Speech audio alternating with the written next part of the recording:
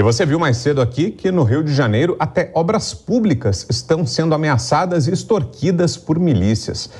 Para a gente entender como funciona o combate a esse tipo de organização criminosa e quais as possíveis saídas para o país, vamos conversar agora com o Coronel Alessandro Visacro, que é analista de segurança e defesa. Está ao vivo com a gente aqui no Jornal Jovem Pan. Obrigado, em primeiro lugar, Coronel, pela presença. Seja bem-vindo. Uma boa noite. Muito boa noite, Vitor. Eu que agradeço a oportunidade. Coronel, qual é a primeira providência, a providência imediata? Esse combate deve se dar de que forma? É em campo, com ação ostensiva das forças de segurança, tentativa de entrada nessas áreas dominadas pela milícia e aí o combate com armamento, com boas condições para as nossas equipes de segurança ou não? É no campo da inteligência? Onde é que está o gargalo e onde é que deve se iniciar essa frente de sufocamento às milícias, Coronel? Vitor, antes de mais nada, deixe-me fazer duas considerações.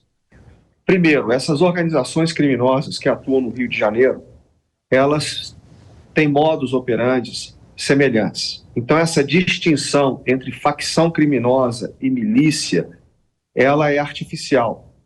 Esses grupos armados criminais, eles podem até ter uma origem diferente, mas, invariavelmente, eles passam por lógicas, por dinâmicas de convergência e hibridização que os tornam indistinguíveis em termos práticos. A segunda consideração que eu acho importante é que o que acontece no Rio de Janeiro é um fenômeno que não é prerrogativa da capital fluminense. Então, acontece em praticamente toda território nacional, nós poderíamos até estender para a América Latina, respeitando as peculiaridades de cada local, as peculiaridades locais. O que acontece no Rio de Janeiro, e é muito peculiar, é muito visível, é a territorialização desses espaços segregados. Então, há uma tendência natural de nós focarmos muito naquilo que é chamado controle territorial armado. Aí é uma disputa de forças entre forças de segurança pública e esses grupos armados, ou seja, um choque armado. Onde nós pecamos são nas políticas e estratégias de suspensão desse processo de territorialização desses espaços. Então, quando a gente vai para o choque de forças, ostensivo com as forças de segurança pública, que geram os enfrentamentos, que geram os combates, vamos colocar assim, nós já estamos atuando sobre o leite derramado.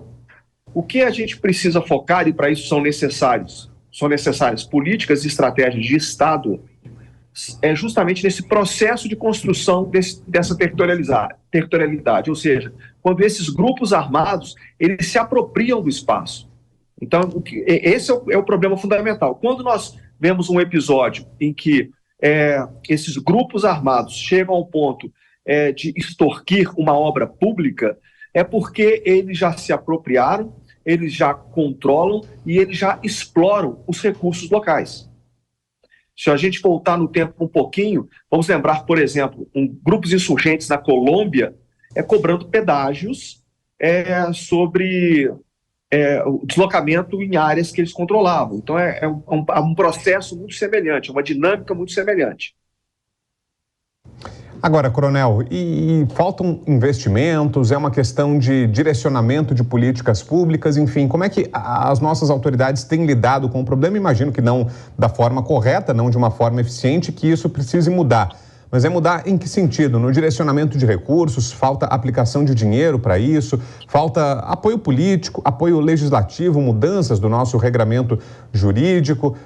Onde tem sido a principal falha e como que deveria ser alterada a postura das nossas autoridades? A falha está em tudo isso que você falou. Sem dúvida alguma, faltam recursos são insuficientes, porque é um desafio hercúleo. Além disso, os recursos são, talvez possamos colocar que eles são mal geridos. Mas a questão fundamental é que faltam políticas de Estado. E aí eu não me refiro ao Estado do Rio de Janeiro, ao Estado de São Paulo, eu me refiro ao Estado brasileiro como um todo. Faltam políticas de Estado das quais poderiam gerar as estratégias, vamos colocar assim, de múltiplos componentes, de multidisciplinares para o enfrentamento desse tipo de ameaça. O problema é que a nossa abordagem do Estado brasileiro como um todo, reduz esse problema, que é extremamente complexo, extremamente difuso, a uma mera questão de segurança pública.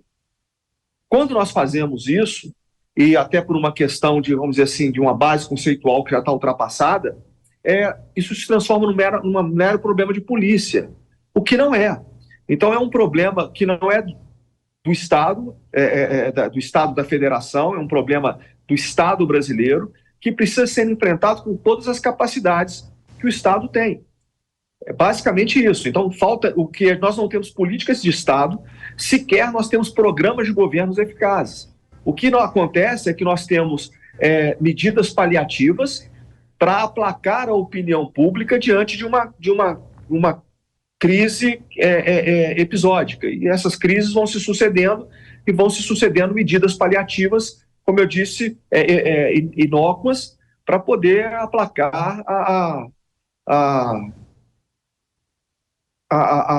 o clamor popular, né? Aplacar a pressão da opinião pública. Basicamente é isso, não existe política de Estado. Muito bem, aí a análise do coronel Alessandro Visacro, analista de segurança e defesa, falando sobre essa que é hoje uma das maiores preocupações dos brasileiros, o avanço da criminalidade e das organizações criminosas aqui no país. Obrigado, coronel, pela presença. Uma boa noite. Boa noite, muito obrigado.